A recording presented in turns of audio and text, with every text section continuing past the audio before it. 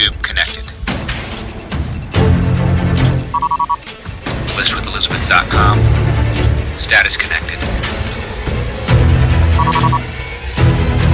Facebook Live connected.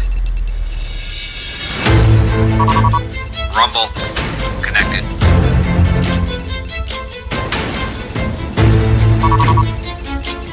Twitter X connected. LinkedIn connected. This is the booth. We are cleared to go live. Send the signal to the studio and go live.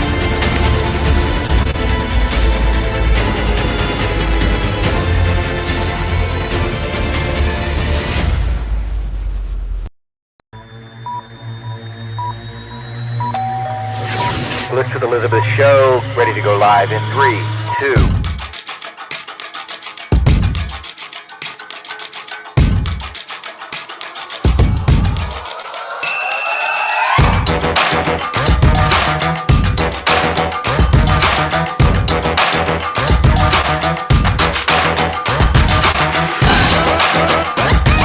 When you think selling and buying a home, when I think real estate, I think List with Elizabeth. Elizabeth Klein. Elizabeth and Klein.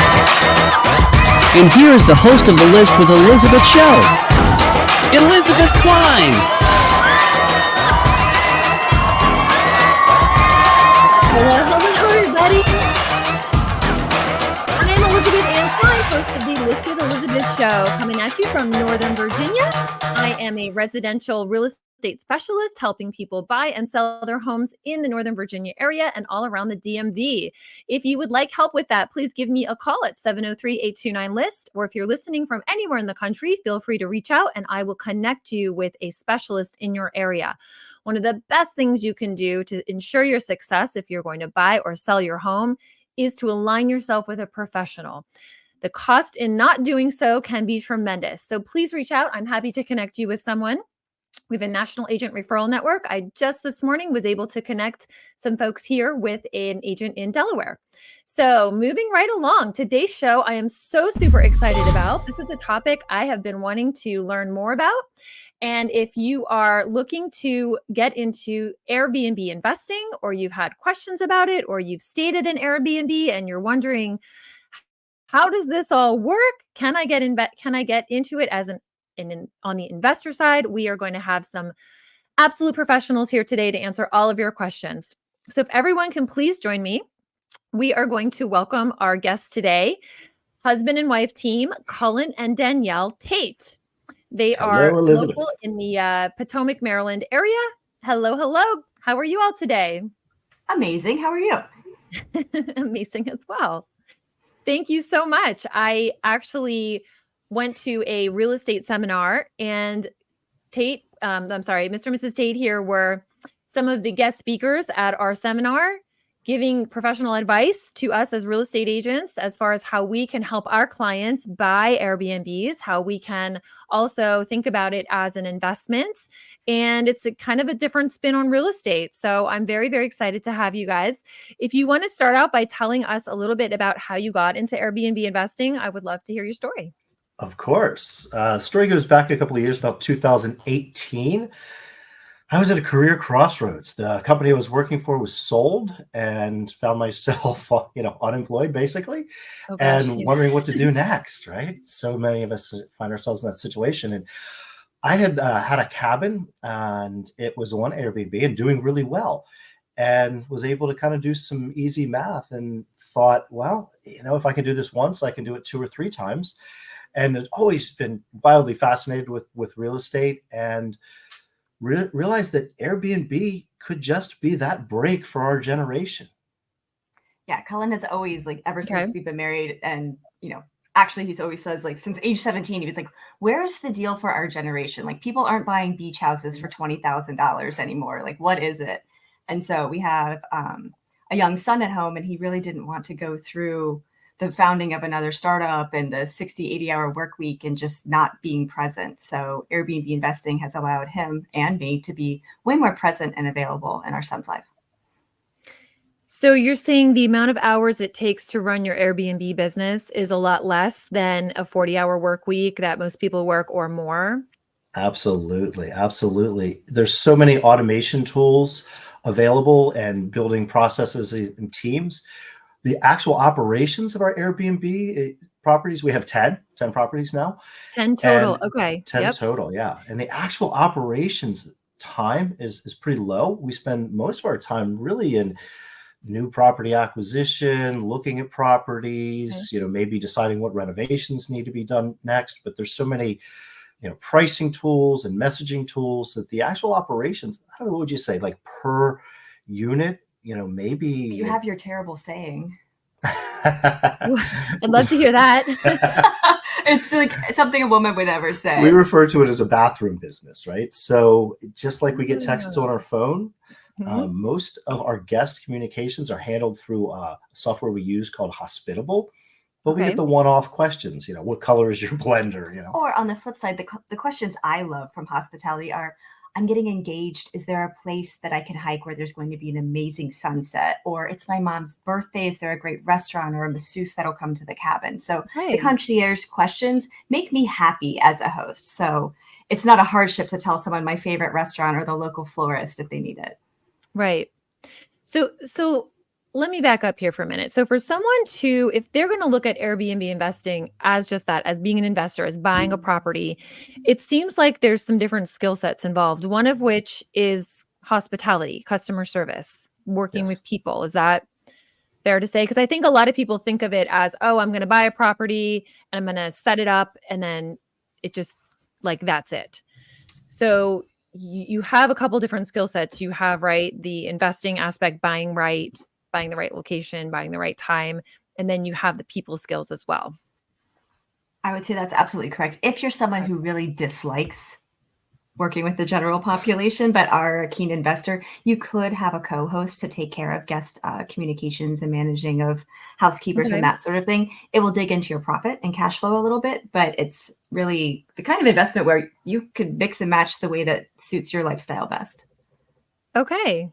That's super fascinating. So you've been in Airbnb investing since 2018, was it? Correct. Okay. So not even 10 years. Gee, that makes it seem like a long time. So it is something that if someone wanted to start today, in a 5-year period or a 10-year period, they could truly have this as their only business. Absolutely. And you touched on it a few minutes ago. For us, it's really about financial freedom, right? When we got to probably 3 units, we were paying our mortgage. We were paying our fixed expenses. We might not have been paying our private school tuition at that moment, but really as soon as 3 units, that it really is a substantial amount of cash flow. And so you can multiply that out. And we were on a pace at about 2 a year for a while. We've slowed down a little bit. We have a son in high school.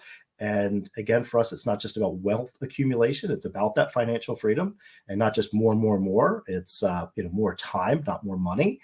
That gives us the ability to be present for our son. We're going to a lacrosse game at 3:00 today. Like, it's not a big deal. No one has to ask permission. We can just go. And to me, that's way more exciting than extra zeros in the bank. And not just being able to go, as an entrepreneur, I've had several companies, but I've always had that feeling, even at lunchtime when I'm away from the desk, that I got to get back. I don't have that, right? That's to me true financial freedom. It's not just the numbers, right? It's that sense of not being chained to the desk. It's not even, it is financial freedom, but it's also like soul freedom. It's like time freedom. It's like, there has to be another word for that, right? Life freedom. I like soul freedom. Soul freedom. Yeah, I'm great. that's a good one. I truly understand that I have that feeling, right? Even now when I'm doing this show, I'm like, oh, clients are calling and I have to get this deal out and I have to write this. And I like that because that's kind of how I'm wired. But at the same time, how great would it be to just shut off once in a while and know that everything's being taken care of? So lots of pluses to getting into this business. If we can put our second slide up here, question that I hear a lot is, oh, Airbnb is dead. We've missed the wave. If you haven't gotten in already, you've missed the wave. The opportunity to make money, it's too saturated now. How would you respond to that? Because what I'm hearing from you is a different story. Yeah, I would rephrase that. There has been a shift, but it's been a shift towards professionalism. Many I people like got that. involved with the Airbnb wave, in peak, COVID and post-COVID, when times were super easy, right? You could buy a property, take some pictures with your cell phone, do a half-hearted job and kill it. We're Okay. now in a phase where those people are not being successful, and we're hearing them being very vocal about it. However, the people that have taken the time to learn the craft and to use the tools available to them, like pricing tools and automation tools, and use professional photography and have that hospitality mindset and professionalism, are still doing just as well. So there has been a shift. It's become a little more challenging, but the professional hosts are thriving. I love that. That's really refreshing to hear because, just like anything, you hear good news about something, you hear bad news about something. Whatever you want to hear about a topic, you can find it, right? So, especially in a Facebook group. especially in a Facebook group, absolutely. So, coming up to our third point here. So, talk to us a little bit about what does it take to be successful? So you're telling me I can't just go in with my iPhone, take a couple pictures, throw it up on the website and set it and forget it, right? What are let's, give us some top success tips for folks that are maybe just starting out and are interested to maybe buy their first property, and some things that they should be mindful of. I think the first thing that people need to understand is when they're partnering with a platform like Airbnb or VRBO, what does that platform cherish? What do they reward? They reward a good guest experience, right? So we talked about hospitality and the importance of being a good host and being professional. The second thing that they cherish and reward is actual bookings, right? So we can place a listing on Airbnb. Okay. Airbnb has to make a decision in which order to show those listings. And there's only 18 spaces on the first page. So like Google, Airbnb is a search algorithm. So how do we put ourselves on that first page? We need to understand the things that Airbnb is looking for as a search algorithm to place us at the top. And I think we have a slide on this. Okay. Yeah, we'll pull that slide up here. There you go. Exactly. So when you first start with an Airbnb listing, Airbnb gives you a boost. Excuse me. So I was just going to say, so there is some technical understanding behind how all of the magic works with Airbnb. Yes. Yeah. And that's the secret sauce that a lot of people miss. So when you start with an tell us more about Airbnb that. listing, they give you a boost. They try you out. They put you on page one, and you're going to get some views. If you have great photography and good pricing, people are going to click through and spend time on that listing.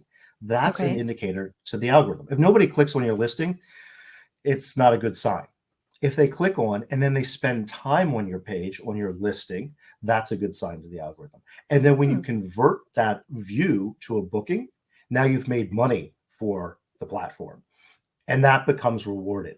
And so as you go through that, it's kind of a circle and a spiral, a positive spiral, or it can be a negative spiral, right? So if you get the views and the clicks and the bookings, you're going to do well. And if you're priced wrong or you have bad photos and you don't have an engaging listing, then you're going to fall and you're not going to be on page one. Yeah, I compare it a little bit to online dating and your profile. So you're not going to just take a blurry selfie in your pajamas and bedhead and expect to meet the person of your dreams. Like, you're going to put a little effort in, wear something nice, take a nice picture. And so effort is rewarded, I guess, in both sets of platforms. Okay, perfect. And Culin, you had mentioned that it makes money for the platform. How does that work? So let's say someone books one of your Airbnbs, and is there a flat fee that gets collected from the platform? Can you explain that a little bit? Great question. As a host, Airbnb withholds 3% of our total, and a guest pays a fee of about 12% in the US. So it's, think about it, 3%, the platform is doing your marketing, they're doing your advertising, they're doing Okay. your, they provide insurances, payment processing, money collection, reporting. Safeguards. Yeah. All for a pretty low Okay. fee.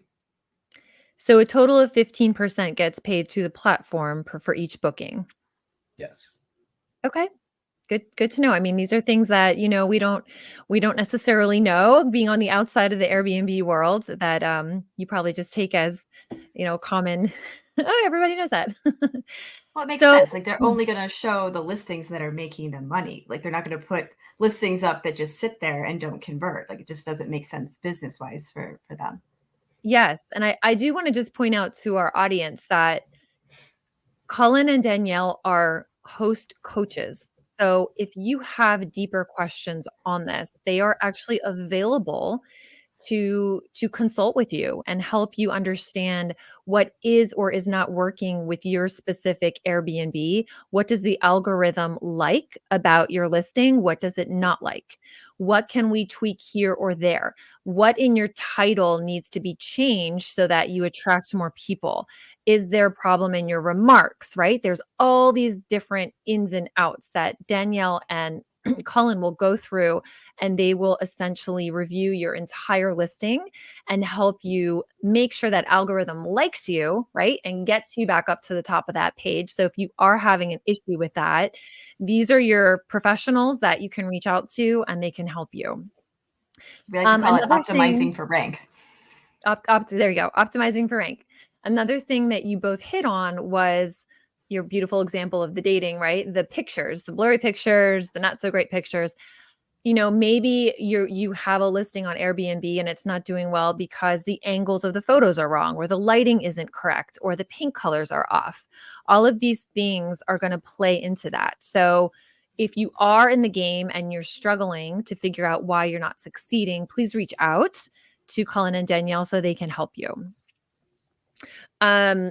This is just so fascinating. I love this topic so much. Thank you guys for being here. Of course. The next We love the thing topic too.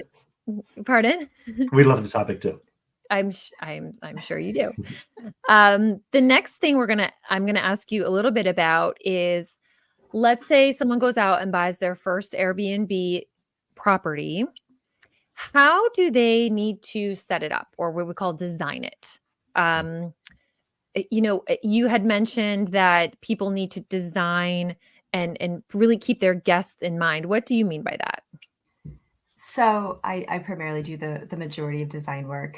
Culin always weighs in when I get a little too out there, but you have to design with your guest in mind. If you love pink everything, the general population may not adore pink the way you do. Right. So ideally, you want to give people what they don't have. And so whatever your paint choices are, giving them a clean, clear, open space. Like there's a slide up of this pristine living room. People are buying the dream of staying in your listing. Like you just see like this perfectly clean, open area, and you could just imagine sitting there having a glass of wine or reading a book. So all of your pictures and all of your design needs to sell the benefits and features of your listing that a guest doesn't have. Things like a screened porch, a deck, a fire pit, hanging basket chairs, anything that makes a guest say, oh my gosh, I just want to be there and do that. That's what you need to incorporate in your design. So give them what they don't have and emphasize in particular what your listing has that lets it stand out from its competition. So, and this is something you can also help people with, correct? Absolutely. Designing. Okay. Because I mean, it even gets down to things like, well, what type of couch should I get? Do I get a sleeper sofa? Do I get a regular couch? Do I get leather? Do I get suede? What's the best fabric to hold up over time? There's all of these questions that, right, maybe running through someone's head.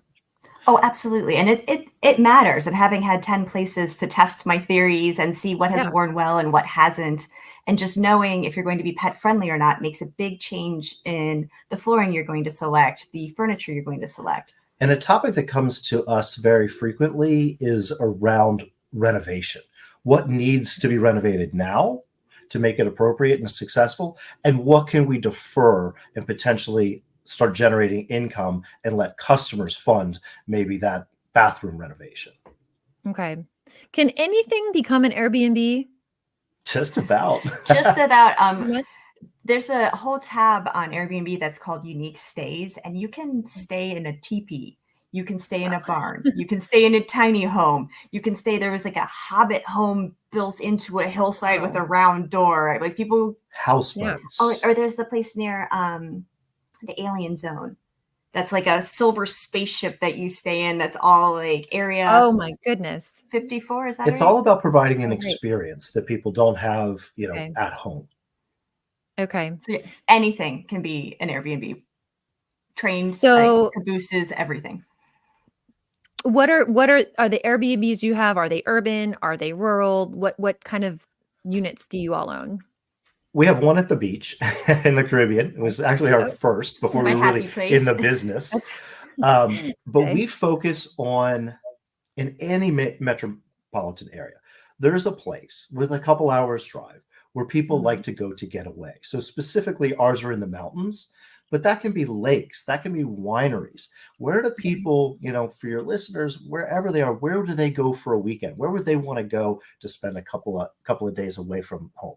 And we do look for, ideally, we have a variation in the portfolio, but we do look for rustic exteriors. So things that look like log cabins or look like A-frames that are visually interesting and like give you that like mountain vibe on the outside. But then on the inside, I try to use velvets and colors to soften and make it feel more upscale and clean and modern on the inside. So we like to say, rustic on the outside, crate and barrel on the inside, but I don't necessarily shop there for Airbnb stuff. I like that. I like the term too. I read your book actually. Danielle, you like to buy crispy properties, meaning properties that might need a lot of work that you're getting at a much lower price, right? And Culin, you like more love crispy. Yeah, I love the creativity of making the worst possible part of a property into an amenity for guests. Like that creativity makes me really happy. But Culin loves to just walk in, paint two things, change out hardware, put in a light, boom, we're done, moving on. So between the two of us, we make beautiful cabins. That's wow, what a cute phrase. I love that. So again, for someone just starting to get into Airbnb, it sounds like if they already have an existing vacation home, like you had something in the Caribbean, they could potentially convert that to Airbnb. Or if someone has a long-term rental, they could, once their tenant vacates, they could then turn that into an Airbnb. But if someone doesn't have anything existing and they're going to kind of do some research into where they should buy an Airbnb, is that something you can help people with as well? Absolutely. And there's some research tools. There's a website called AirDNA, and that grades markets and gives you some data about average daily rates. That's a good place to start as well. Okay. Great. And it seems like to me, and correct me if I'm wrong, but the difference between sort of having a rental home versus an Airbnb home is how many times people move in and move out, sort of, right? So you have one tenant moving in and 12 months later moving out in your traditional long, hold. And then in the Airbnb, how often does that happen or could that happen in your units? And how do you manage the turnover? So we usually have about 12 turnovers a month in every location. And that can be looked at as like, oh, that's a lot, but it's the opportunity to make that listing perfect multiple times a month instead of waiting till the end of 12 months and seeing what the carpet looks like and what's happened to the walls and all the love we've had longer term real estate investments in the past, but the cash flow is higher. Because of the quick turnovers, you're able to address any small maintenance issues immediately. And so you don't defer them to the end. And you're always making these continual improvements, which are sort of forcing appreciation at a much more rapid pace. I like that. So it sounds like you need a really good team of housekeepers someone, I'm guessing you all aren't going and cleaning 12 units since you're spending time at the softball field and, enjoying your son. Tell me a little bit about how do you set that up? How do you find folks that you're going to rely on, and what have you found successful? So we think that our housekeeper is the linchpin to success as hosts. We consider them a partner. You need to find someone who, typically we don't use companies, we use an individual, someone who cares, someone who realizes that they're just not cleaning. like they're making a place perfect for people to make memories in. And we found that individuals love that. Like it's a very different way to approach their profession. And they really step in and embrace that. And they help us by, if they can't fix it, hey, the doorknob's loose, or the hot tub needs a look, or a limb's down in the yard. Letting them have the role of partner in, hey, these things need to be looked at, helps us have owner's eye on our places, even when we're not there. And do you find that and I just don't know, right? So when a house is going to be turned over, is it typically like a 15 minutes they're there, or 2 hours? Like how in depth does it get? Sure. So we have a checkout time at 11 o'clock and a checkout time of 3 o'clock. Check in. Oh, did I say that wrong? So out, the guests leave at 11 and new guests can arrive as early as 3. Okay. So the housekeeper has that 4-hour window, and I think it takes them a little less than that usually, but some guests are cleaner and neater than others, but we always have that 4-hour window. Okay. We also get duplicate linens for every single bed in a household. So if for some reason there's a lot to do, laundry takes a lot of time. Same with towels. They could just completely swap out if they needed to and take the soiled linens home or to the laundromat. And again, prioritize making sure that the place is spotless for the next guest, because that's mission critical for 5-star reviews. Mission critical. You've had some really good buzzwords, Danielle. I'm so vibing with you right now. And also I found it really fascinating in your book how, you go into details as little as what kind of dishware should we buy, which dishware doesn't break easily and is durable, but still feels nice, and what kind of silverware, and what, just all of these ins and outs. So again, if you're looking to get started in this, I definitely recommend their book. What's the book called again? The Host Coach? Just Host Coach. The sign behind us. There's also the Host Coach podcast where we talk every Tuesday about how to be successful as a new investor or even a seasoned investor. And the thing that we're really proud of in the book is the byline is a blueprint for creating financial freedom through short-term rental investing. We don't hold anything back. A lot of books out there are sort of book reports about, the platforms or people that haven't really done it. We give away all of our nitty gritty, like you alluded to, where to buy dishware, what the best practice, how to actually find that housekeeper. It's everything that we do to operate and scale our portfolio of short-term rentals. It's a good fact. No, I truly, so my copy just magically appeared. I really love this. I'm actually reading it through the second time now because I have found that it's super easy to read. I'm not, lost in what you're saying. It's very clear cut. And one of the things I do want to touch on next is you talk a lot about in the book, dynamic pricing. And I had never heard that term before, but this is something that I think you're going to say is really, truly critical to being successful in making money in Airbnb. And dynamic pricing is something that you talk a lot about in the book. So if you can touch on that for us. And it goes back to your earlier question about, is Airbnb busted? Is it dead? Why am I not being successful? A majority of hosts, literally 95% of hosts, at least in my market, because there's some metrics that I can evaluate on this, use flat pricing, meaning I pick my price, my place, let's call it $200 a night, and I put that up as my everyday price. What that does is it underprices your weekends.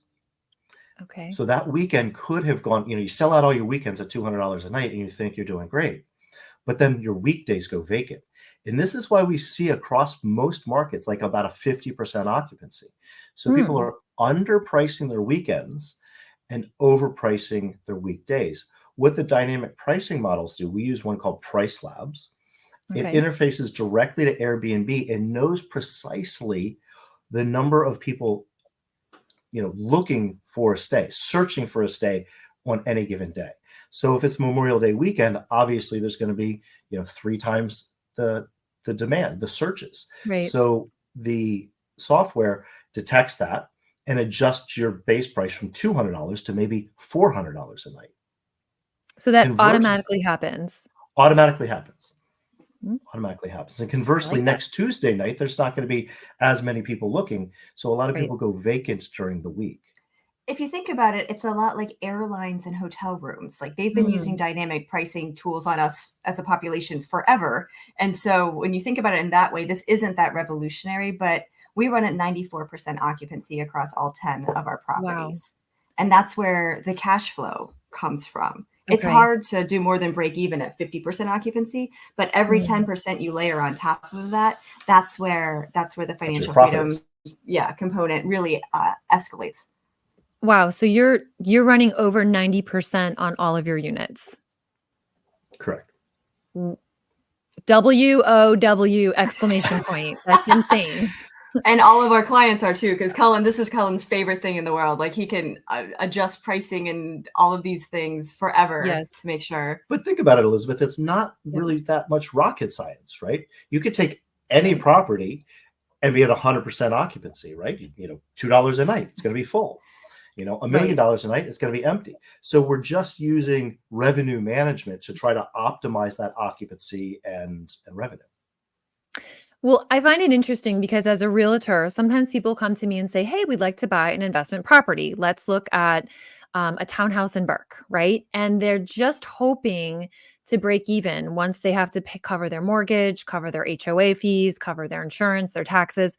And they think that's a win, right? Breaking even, if I get a rent payment that equals my monthly payment out, I'm happy because I'm looking for that long-term overall equity build. Whereas with Airbnb, you're still getting the long-term equity build, but now you're also getting monthly rewards, financial rewards, which is so satisfying, so gratifying. And it gives you all, like we said, soul freedom, right? Financial freedom. We're grossing over $1 million a year off of 10 small properties. Thank you for sharing that. That's absolutely incredible. And that's not a brag. It's so attainable. It sounds really big, but it's so attainable in small steps. Yeah, we didn't start as seasoned real estate investors, right? We started as, a couple and entrepreneurs and had that one property. And when we acquired the other 2 or 3 that summer of 2018, accidentally, it was a big mess. we were really able to test, these different softwares and processes and understand the algorithm. And that brought us, the excitement of then, people came to us. We didn't set out to be Airbnb coaches. Friends and family, started to come to us and, asked if we could help them replicate that in different parts of the country. And we got excited when that was just successful in other places. And that's what drove us to coach others and write a book and start a podcast, do all the things. Share that excitement. I sort of get the vibe from you both that you could take or leave coaching. You're kind of doing it because people are asking, people are interested. You genuinely enjoy helping. You have time to help because your business model is not demanding. And that's really refreshing. It's sometimes you see a coach online and they're pushing. And that's like how they need that coach money to survive. And you guys are not that way. I completely get that. I get that from you. Would you say that's a fair assessment? Absolutely. The coaching is joyful because you get to meet with somebody and help them completely change their life, whether it's small scale or large scale. Like one of our early people that we helped, Philip, was 24 at the time. He's now 28. He's house hacked into living at the beach in a beach house that is humongous. He lives in 3 bedrooms and then the other part is an Airbnb that completely covers his mortgage. So just watching people's whole life change for the better makes it so worth and we both like to meet new people and help people. It's innate in who we are. So the coaching part is actually a joyful part, but it's not something we have to do to make ends meet or anything like that. Yeah, we probably make, in between. We probably lose money coaching because we're not investing in something else. And if we can just put up our last slide here for the day, just again, I think we've already hit on this in many different ways, but having someone help you, if you're new, you want to get started in Airbnb or you're struggling with an Airbnb you have that's not doing well, how can coaching really just help everybody? Let me start on that one. I look at it like there's a beach and there's a forest between you and the beach and there's all these trees and you could go running down to the beach and you're going to bump into a bunch of trees. Or if somebody knows the path they can help you easily navigate your way through that forest, right? And as coaches, that's what we do. We've done it. A lot of people come to us, they're excited, but they have lots of apprehensions. They realize they know what they don't know, what they don't know, and they can see some of the pitfalls. And we just, as we've done it so many times, we're able to help people navigate through those. When you set up an Airbnb listing, there's 100 little things that you can do wrong that literally become birth defects for the listing that you wouldn't even know about. And we just help people navigate through that. Or sometimes people are stuck between properties, or partners, whether they're married or just business partners, disagree on what needs to be renovated. So having us as almost mediators to be like, it is your choice, but here's what we've done. Here's what I think would make sense. Or this is what I love about this particular listing versus this one. Those sort of professional moments the reason you get a coach is to accelerate your success and to avoid pitfalls. And so that's what we do. I love that. I love your analogy, Culin, of running toward the beach and trying not to hit the trees. Because truly you can go through life like that, right? You can go through bumbling and stumbling, or you can go through easy. Either way, you're going to go through it. So if someone did want to reach out to have you all help, oh, great. Here's your information right up here on the screen. So if anyone has comments, please put them below. If you're enjoying our show, please feel free to share this show to others, and subscribe, please. Feel free to reach out to myself or Culin and Danielle. And if you have a success story in Airbnb that you'd like to share, please write in. We're probably going to do more of these shows down the road. We'd love to hear about that. Anything else, Culin and Danielle, you'd like to share for folks that are listening to the show today? Yeah, other than our podcast, if you go to hostcoach.co, there's a Calendly. You can set up a free 30-minute consultation, and we can decide if you need help or if you're doing the right things. Again, we do it for the joy of helping other people and watching their lives transform. All right. Well, thank you so much again for being here today. I know I'll be talking to you again after this. And my family and I are actually going to be visiting one of your Airbnb cabins this upcoming weekend. So very excited. Awesome. All right, guys, that's it for today. Thank you for joining us on the List with Elizabeth show, all things real estate, and we will see you next time. When you're ready to sell your home,